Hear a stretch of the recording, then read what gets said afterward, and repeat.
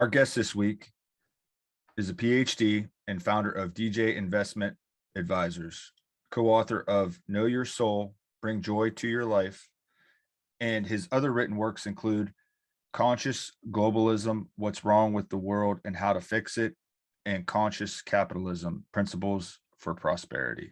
I'd like to welcome David Schwerin to the show. How you doing, David? I'm doing well, thanks.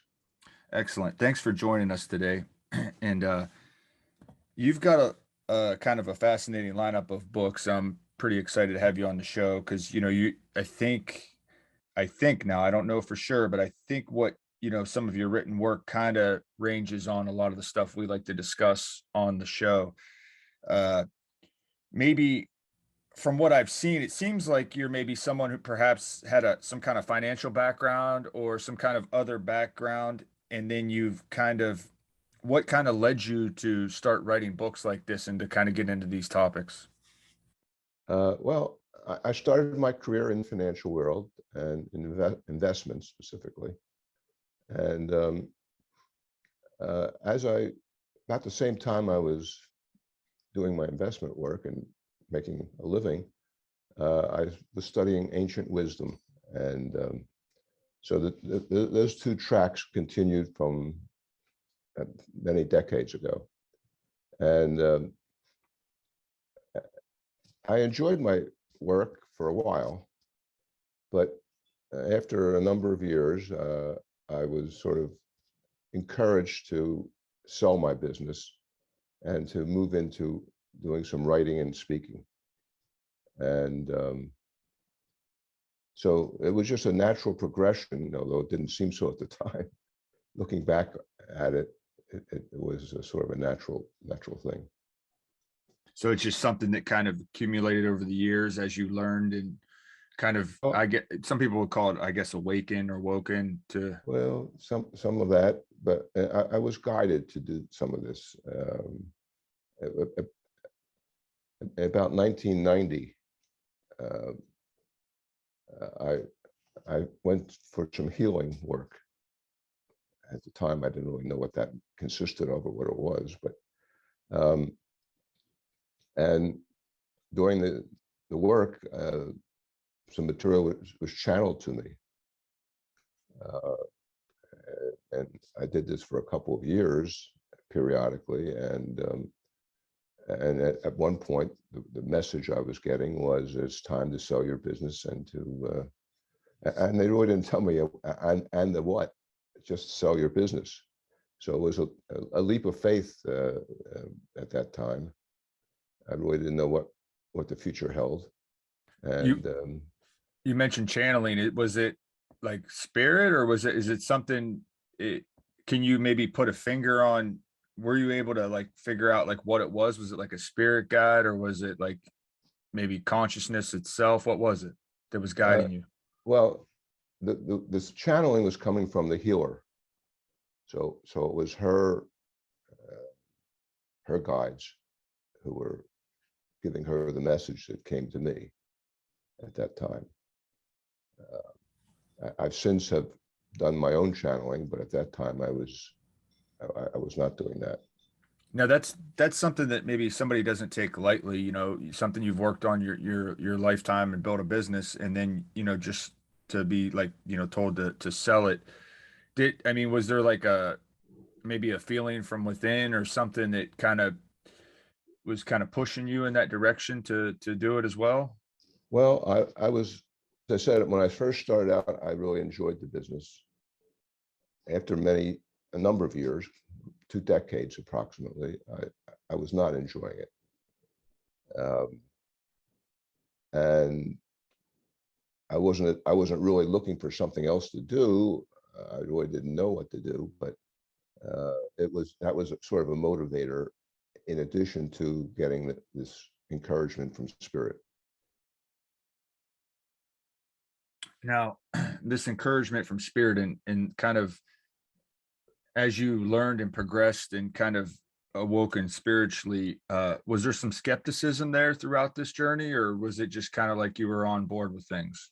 No, I was very skeptical. I was very nervous, anxious about the idea of I thought of myself as an investment counselor, and to drop that and go into the void, so to speak, was very anxiety producing.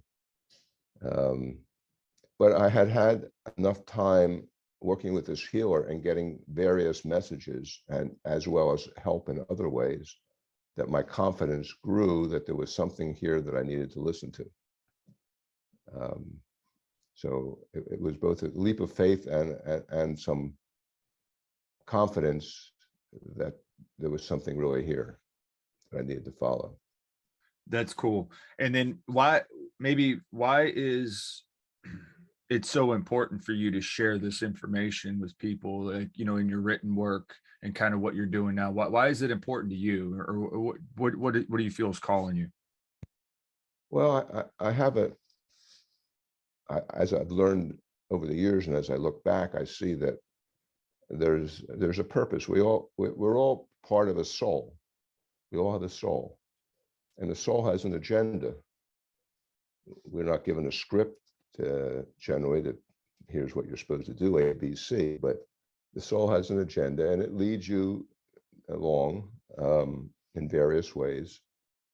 And my soul had, again, as I look back on it, my soul had a very definite agenda, and part of it was to move to writing and speaking about a variety of subjects, but in some cases they were business related, and in some cases they were pure spirituality related. And a lot of my work has been a combination of business and spirituality.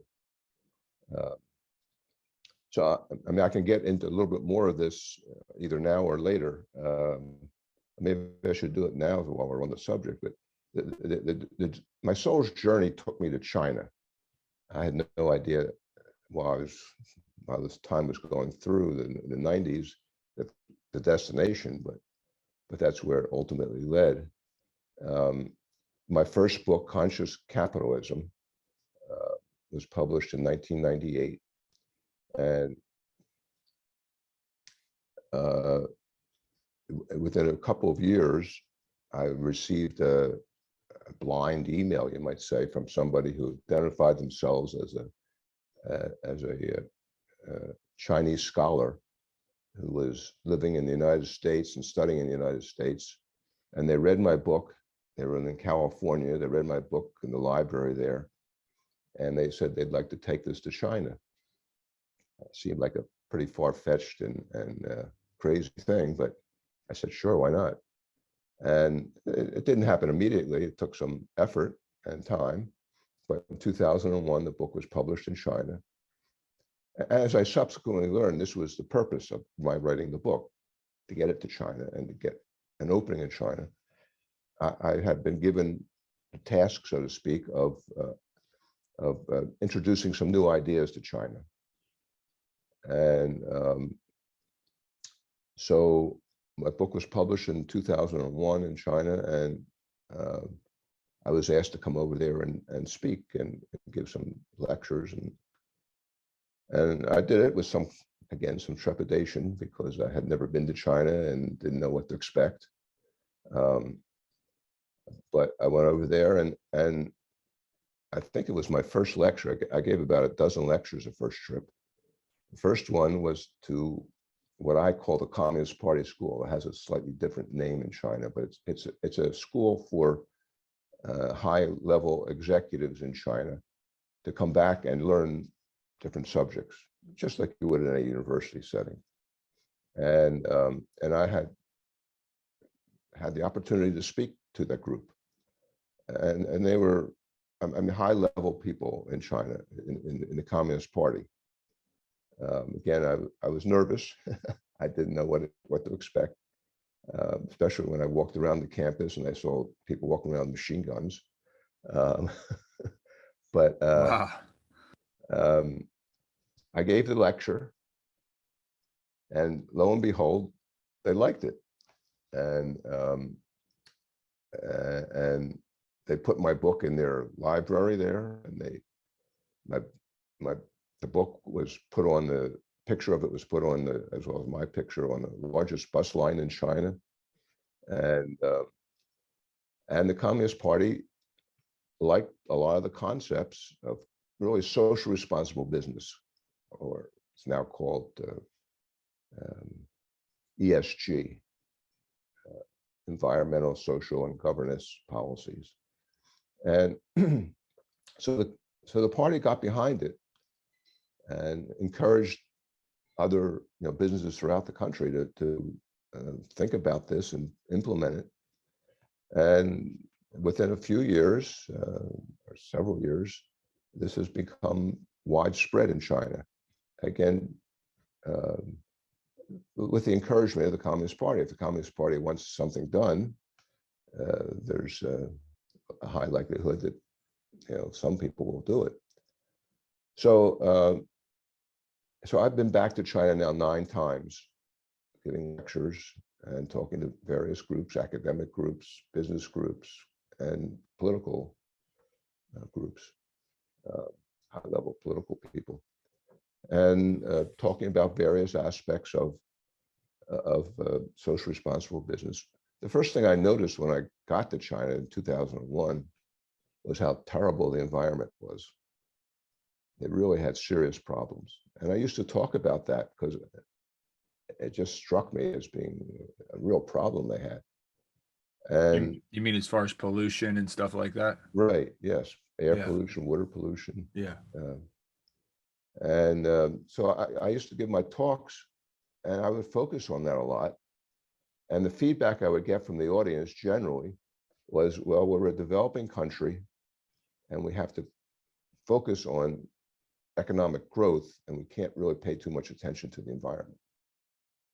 And my reaction was, well, look, you can do that for a little bit of time, but this is going to catch up with you. There's going to be a cost to be paid.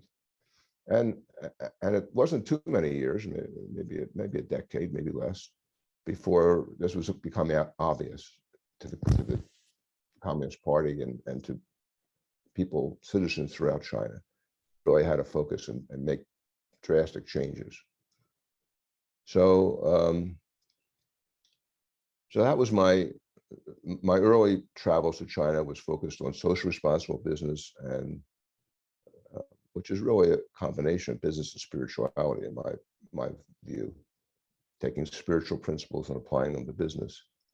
And and so for the first, I don't know, 6, 7, 8 years of my travels over there, I spoke to many groups about these concepts. And after that, I was getting to know the people, the citizens of China, and really making some good connections and getting a good sense of a very warm, welcoming society. And you always have to separate the people from the government. Some people think of China and they think of the government's policies and don't like it. But the people are human beings like you and I, and very warm people. And a great many of them, I don't know what percentage, but a significant number, are very spiritually minded, even though the government does not in any way encourage that. And so I saw that there was this longing for spiritual connection or spiritual understandings. And so after 4 or 5 trips over there, I got the idea that maybe I could introduce a spiritual path that I had been studying to China. It was sort of a crazy idea, again, because it's not encouraged in any way over there. I really didn't know how to go about doing this, but I started translating some books of this path work, is the name of the spiritual path that I was following, and very profound wisdom. And so I started introducing some of our books and lectures and writings and seeing who would be interested. And eventually I found it wasn't easy because it's not something you can broadcast and, and publicize widely. But eventually I found people who resonated with it, and we've introduced more and more material and done a number of workshops over there now. So we're making progress. It's slow, but I'm hopeful that, and I've been encouraged by spirit, all along. So this is one segment of my journey. Yeah, and it seems as that perhaps it's maybe a large, reason or a purpose behind your soul's journey is to do this work in China.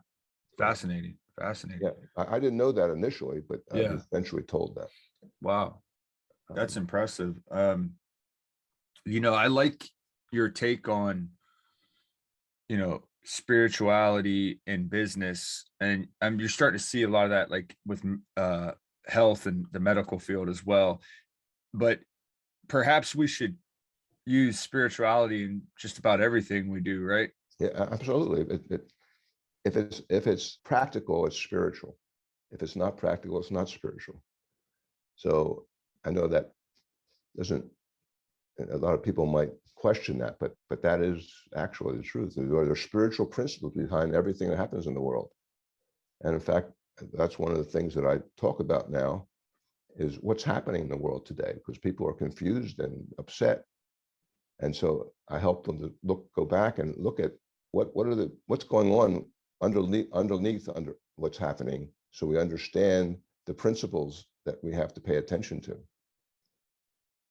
Well, that maybe leads me to my next question. Then I seen on your website, you talk a little bit about conscious awareness, variance, differences, and maybe perhaps people being able to understand their own differences and perhaps even others' differences. Can you maybe talk a little bit about the variance and like the reasons or purpose why it's important to understand those differences?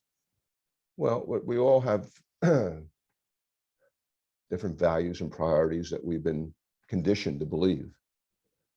Um, so we don't start out on an even playing field. We all have been, so many of our beliefs have been taught to us by our parents and our schools, and for the most part, we accept them. Not in every case, certainly, but most people start out at least accepting them until they see that they're not working. Um, and so you have to meet people where they are, what their beliefs are, and try and if they're open and willing to consider other options or possibilities, then you can help them to look at, here's why you're having problems. Here's the belief that you have that is creating problems in your life. Why don't you examine it and see whether it's true? Because a lot of our beliefs are not true. They've just been taught to us. So self-knowledge is really one of the things that I focus on. Understanding yourself. Most people don't know why they think what they think or what they do, why they do what they do. It's amazing. You wonder why the world is having some problems, but if you don't know why you think what you think or do what you do, well, what's going to lead to? It's going to lead to problems. And I think So some of that could be probably contributed to perhaps, and I could be wrong on this, but just the way the world works and how fast moving it is and how it's so fast paced and there's not really time to do this or do that. And these people that, they're focused on social media, you're not able to maybe step back, go out in nature, meditate, like, just to understand and learn. I don't know if that hits with you or not, but yeah, you have to step back from the everyday and really look at the bigger picture. And more importantly, perhaps, is what I'm doing working? Is my life the way I want it? And today, most people would probably say no, because there's so much going on And in fact, I just read an article in the Wall Street Journal that talks about how millennials, I'm sure this is, includes many more than just the millennials, are, reviewing things, their life, and making changes, how they work, where they work, how they interrelate, how much time they spend on different things. So it's not only is it happening, but it was meant to happen. We're being shaken up. That's what's happening now. We're being shaken up because we have to, look around us and see what's going on in this world, and does this make sense? In this shakeup, it's perhaps very positive for the world as a collective, right? It's very positive in the long run. It's going to cause some disturbances in the short run. So I'll just give you a little background on this topic. That I've spent a fair amount of time giving talks and lectures around this. What's happening? Well, you know what's happening. We're being shaken up in many different areas of life, and social, financial, environmental, all those areas, and healthcare and education, all those areas are not working very well. They need to be changed, and people don't like to change. We prefer the status quo, even if it's not working. So we have to be shaken up. So that's the process that's going on right now. And what we have to be shaken up to realize is that so many things are out of balance, economically, socially, financially, environmentally. They're out of balance. Now, the world works best when things are in balance, and that's how things started. But the reason, I'll give you now some principles underlying all what's happening. We start out in balance, but one of the principles, which I talk about in my soul book, Know Your Soul, Bring Joy to Your Life, is that everything's moving. Things always change. From our cells to the stars, everything in between, there's constant movement. Well, if there's constant movement, things are going to get out of balance. And that's just a natural process. And it's up to us to recognize that things are out of balance and make the changes to get back into balance, rebalance things. But people, as I said, don't like to change because they have fears of failure, fears of loss, fears of the unknown, a whole bunch of fears we have that causes us to step back and not make the changes that are needed. Well, the universe helps us. It puts us in a crisis mode so that we have to do it. We have to pay attention. If we didn't have this crisis, we would continue going on the way we're going. So that's a lot of what's happening, is that we're being shaken up to look at what's happening and make the changes need to make to put us back into balance. And there are things we can do. I mean, it's not a hopeless situation. We create our own reality. We created this, so we can change it and get, and make things better. With the environment, it's clearly things we can do. A lot of it's our own thoughts and our own, we draw to us what we're thinking, what we're doing. And so we got to change our thoughts, change our beliefs. And it's not, I'm making it sound easy. It's not easy, but it's necessary. And so if we don't make these changes, the crisis gets worse. And eventually, you hit your head against the wall only so many times, you'll say, oh, enough is enough. What's going on here? I got to figure this out and change. So that's what's happening. And the key to it is knowing yourself, self-knowledge. Who are you and why are you here? Because most of what we do, we don't pay attention to that. We think we're material, physical beings. We're spiritual beings having a physical experience. And so when we realize that, it changes the way we look at things. And that's why the soul book, Know Your Soul, Bring Joy to Your Life, is based on understanding who you are from the physical level out to the soul level. The soul, just like our body is composed of many parts, the soul is composed of many parts, one of which is this physical vehicle that we're now ensconced in. But it's only one part of the soul, and it's not, by far, it's not the most important. The physical body is here to help us learn lessons, to have experiences that teach us things. The soul wants to learn things, and it moves us in certain directions by encouraging us, either positively or negatively, to take certain actions. We get inspired if we listen. Now, we have free will, so we can deviate from our soul's desires and intentions, but again, it's like hitting our head against the wall. That's not the best way to go. Well, our life will flow much better and be much more enjoyable if we surrender to our soul's desires, because the soul is the captain of the ship, and you can only ignore the captain for so long.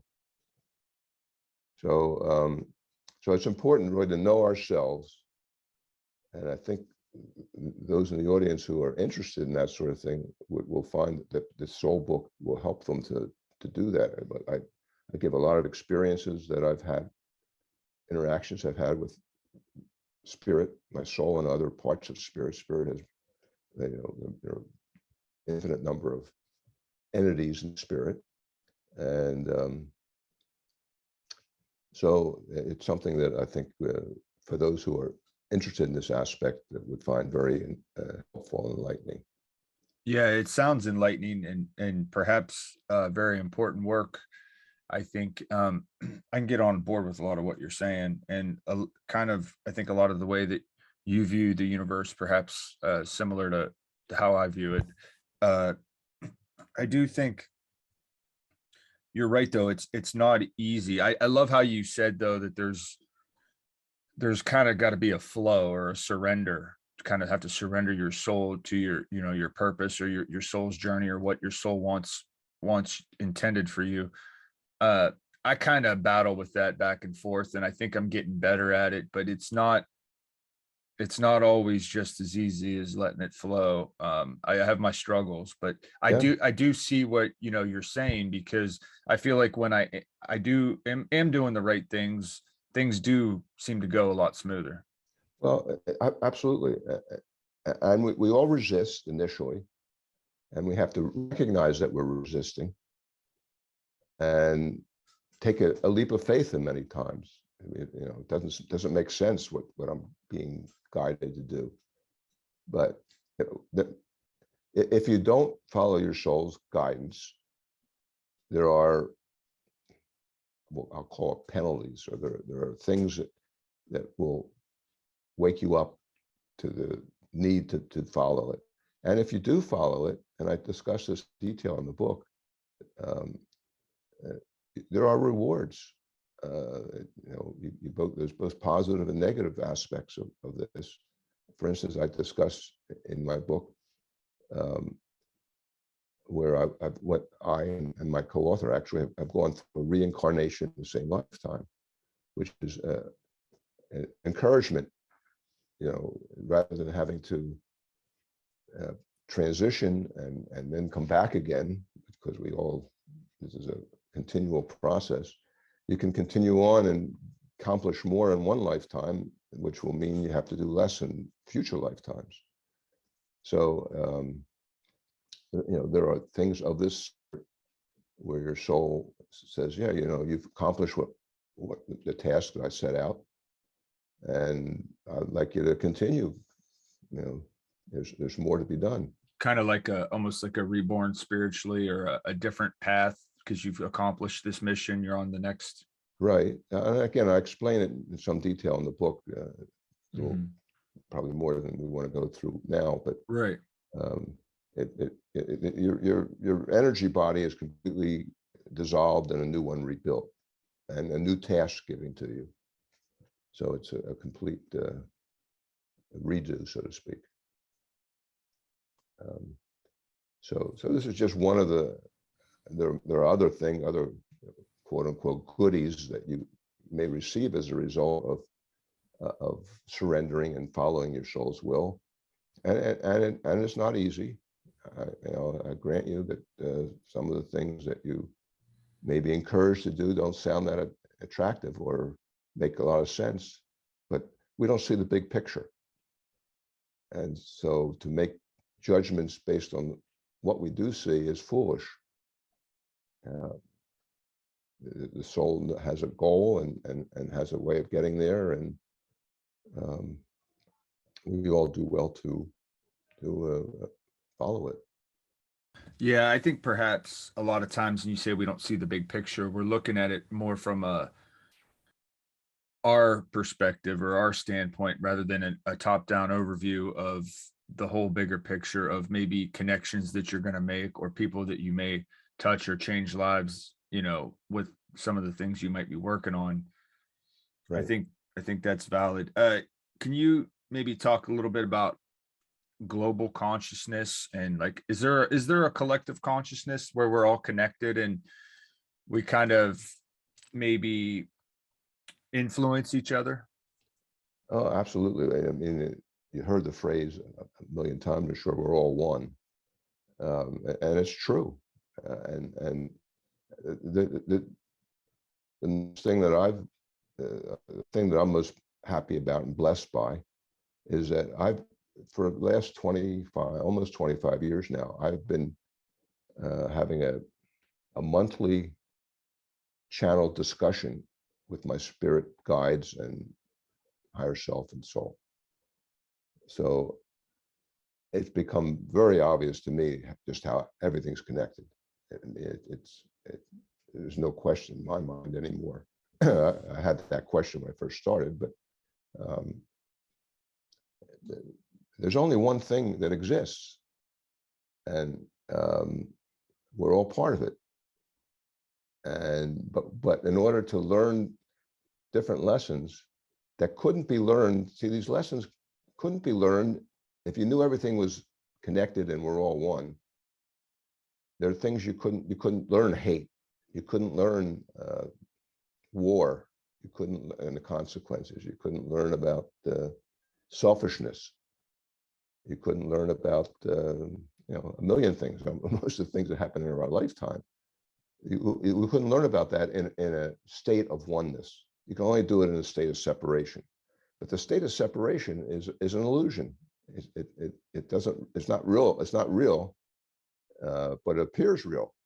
That's the paradox, and it has a purpose. The purpose is so we can learn things that we wouldn't be able to learn otherwise, and experience things we couldn't experience otherwise. And that, I often wonder about that, as we talk about like, a collective consciousness or moving into like a heightened awareness, or I just often wonder though, I mean, is the world ever going to become like a really positive, peaceful place? Because I think that's part of the reason we're here, is to learn these lessons that you're talking about, like suffering, grief, loss, things like that you maybe can't learn in consciousness or in oneness or in like spirit form. What are your thoughts on that? Can the world become a better place to live and we still have these lessons?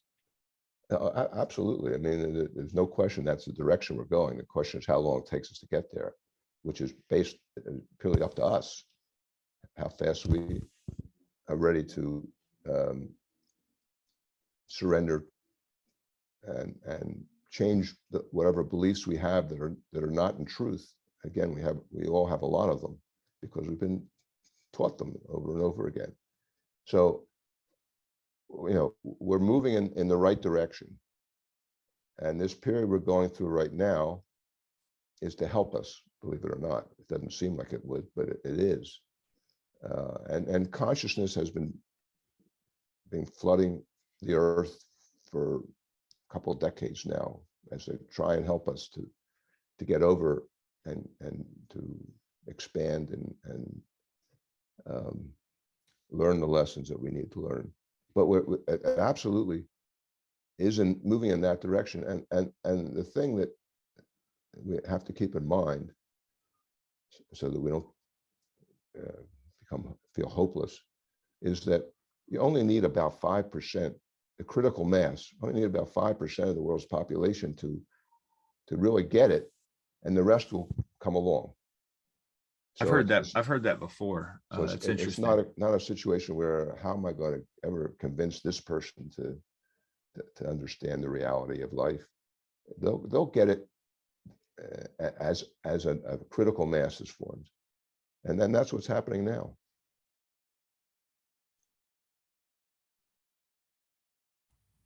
Your thoughts on focusing on the present moment rather than the past or the future? I think, you know, this is something I've really been working on, but I mean, I think as humans, it's still important to kind of maybe plan for the future and, do certain things, for future events and to kind of, set things up.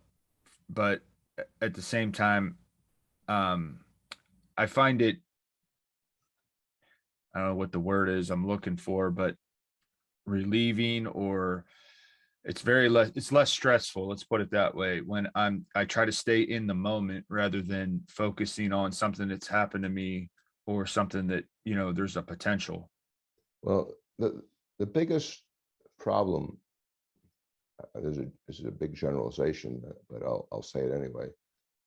The biggest problem we all have is dealing with fear. And we all have it of various amounts, qualities.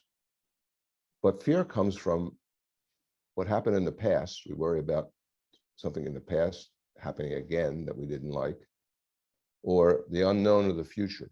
We worry about that. So to the extent you can live in the present, you eliminate those two fears, and that can change your life. Just that big change. Now, it's a big change, living in the moment. We all deviate from that. But it is a source of many problems. Thinking about what we all worry about childhood experiences where we don't want to relive them. They were not pleasant. And that is a source of major problems.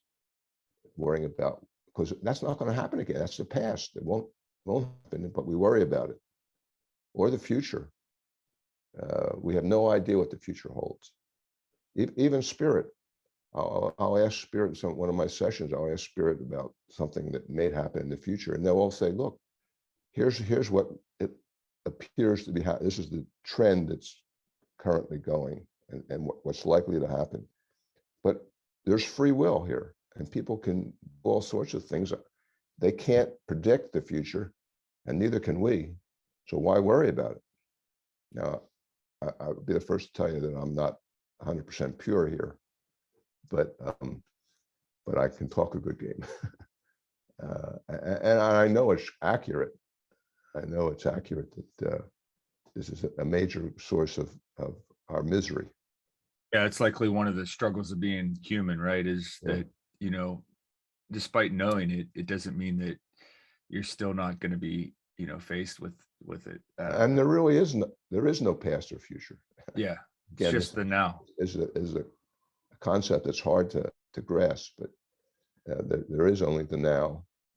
I constantly ask about the past and the future when I'm having my sessions, and they're constantly told, they can't answer it in those terms because there isn't a past or a future. So it's a tough one. What is your view of time? I mean, I know that's a big question, and it's something I try to wrap my head around a lot. And I don't know why. It's just something that fascinates me. Is your view of time then that there is no past, no present, no future, like you were talking? There's just the now. I mean, is everything happening at the same time? Yeah, that's what I'm told, and I struggle with it as well. because here on Earth, we have a linear progression that we can see as time, but it's not linear. It appears here on Earth to be everything linear, but that's not the way it's in fact happening. And so, you know, it's a difficult concept to overcome. And the linear part of time is just perhaps, you know, part of our experience, right? Yeah, To see loss and to see, you know, you may yeah. have, you know, loved ones that have passed on, and it just kind of, I don't know, maybe it gives us a way to gauge growth and things in our lifetime. At least that's kind of how I'm not sure though. Well, I question it. the, the thing you responded with, to see loss. Well, and we all see it, and we all struggle with it, but no one dies. They just move to a different configuration, so to speak, you know, out of the body. But um, we can we can connect with those who passed over the veil, and they're alive and well and doing their thing, um, just as we are, and we can communicate with them in some ways. Um, so if we recognize there's no loss, that takes away that time aspect of going from here we're alive and there we're dead to we're alive continually. It is only one, you know, it's a continuous spectrum. Yeah, that's fascinating. And then as far as uh your books, is there any future plans for another book? I never had a plan for the first book, second book, or third book, so I never know. But there's nothing currently on the drawing board. My task now is to help people to understand and adjust to this current transition period.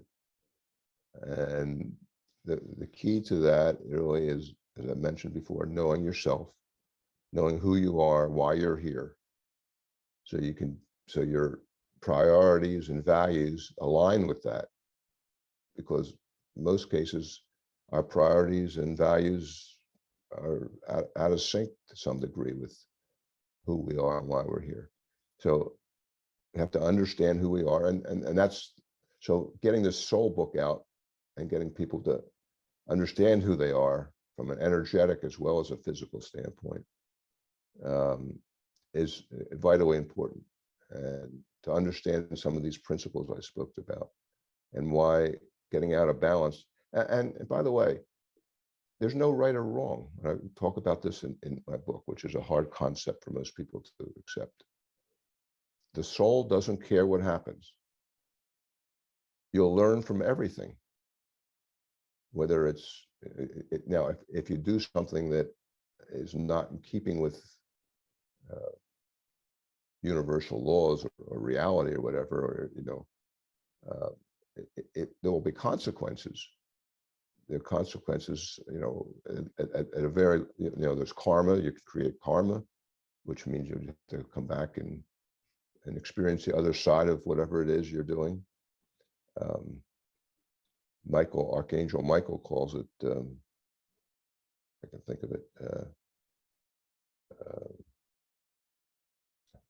I skip it, well, I lost the term, but uh,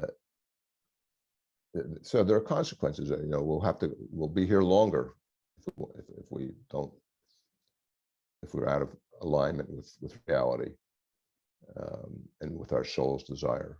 But the soul doesn't judge it as good or bad. It's just another experience, another opportunity to learn.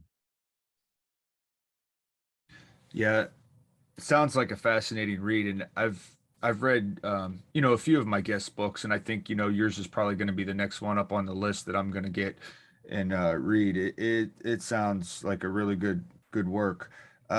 Can we talk about your blog a little bit, The Times of India? What is that? What is the focus of that blog? Well, I went to India, I guess almost 10 years ago now. I was invited to speak at a conference, And when I was there, I met some people that were involved with this Times of India. Times of India is the largest English newspaper, English-speaking newspaper in the world, because India is a big place. And they asked me to write for their Times, for their paper, write a blog for the paper. And they have like, last I checked, they have over 1 million people who are signed up and follow it. I think it's probably much more than that now. That's an old statistic. But they divide people into, I think they call them seekers and masters. And in the masters group, they have some well-known and pretty powerful gurus, as well as Western people names you would know. I can't think of all the names, Deepak Chopra and Ram Dass and things, people that ilk. And they put me in that category for some reason. So I've been writing for them, and I did it actually for 8 years on various subjects. I try to everything I write, I try to make practical. You know, not if there's a theory, then I try to show the practicality of it. And quite honestly, after 8 years, I was running out of material. Not that there's not always new material, but you know, there's only a certain number of basic principles that you want to. So I've cut back, but they're still up there, still on Times of India. Speaking, the name of the blog site is Speaking Tree, which is an odd name, but the idea being that everything communicates, whether it's a tree or it's a. I mean, I think that's the idea. That's my sense of it. But there's some very well-known people who write for it on various spiritual subjects. It's a spiritually oriented blog. As again, I brought some business stuff into it because I can connect business and spirituality pretty easily. As well as all other subjects. I mean, I talked about the pandemic, its significance. I've talked about Donald Trump and what part he plays in all this. And so I try and make it practical, and it's, you know, it's available for anyone who wants to read them. Excellent. I guess I'm going to hit you with one more question, and then I don't want to take too much more. Actually, two more. But what if you had, one thing to say to someone who was maybe struggling with their purpose in life, or just on what to do or where to go or what direction to even begin to try to understand their life or who they are, what are maybe some steps that someone can take to start to gain an understanding? Well, certainly you can start with, there's a lot of good books out there that talk about this and that are well thought out. So you can start by doing your own reading and own research and understanding.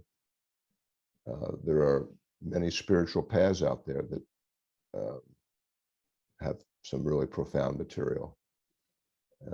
There are people who give workshops and lectures and talk about this stuff. And then you can just go within and ask for guidance and inspiration. It probably won't come the way you expect, but if you really are sincere in wanting help with this, you'll get it. I know that some people will say that I need more concrete evidence of that, but you'll get it if you really are sincere, and and the sincerity probably is reflected by your persistence in wanting this. We all have spirit guides. We all have those in spirit who are trying to help us and do help us. But because we have free will, they won't intercede and help and do anything if we don't ask for it. In other words, they don't want to encourage you in one direction or another if you're not inclined to go that way. So you have to ask. And if you ask and you're sincere about it, I'm pretty confident you'll get some help. That's great advice. Excellent. Where can listeners check your work out, pick up your book, those kinds of things? Well, the book is available on Amazon as well as other bookstores, quite a few bookstores, but Amazon probably is the easiest. I have a website called consciousthinking.com. It has a lot of articles and material on it that might attract many people. Quite honestly, on my website, it's more focused on the business side and less on the spiritual side, although there is stuff there spiritual. But the focus is on the business side because when I was working in China, I wanted to be very practical and attract people who weren't inclined to be interested in some of the spiritual stuff, as well as the government in China is well aware of me and follows me and just as soon keep a profile. So so the website consciousthinking.com is a good place to go. A lot of material on there. Amazon is probably the easiest place to get the book, although there are other bookstores, well-known bookstores that you can get it. And if you have a question, just let me know. There's a where to contact me on the website. So I'm happy to respond. That's excellent. And thanks for taking the time out to do this. I think, the work you're doing is, vitally important to people, and it's perhaps changing a lot of people's lives in positive, impactful ways. So thank you again for doing this and speaking out. Well, thank you. I enjoyed this, and I appreciate people listening and following my work. The Know Your Soul book is one that I think everyone will get something from. Excellent. Thank you.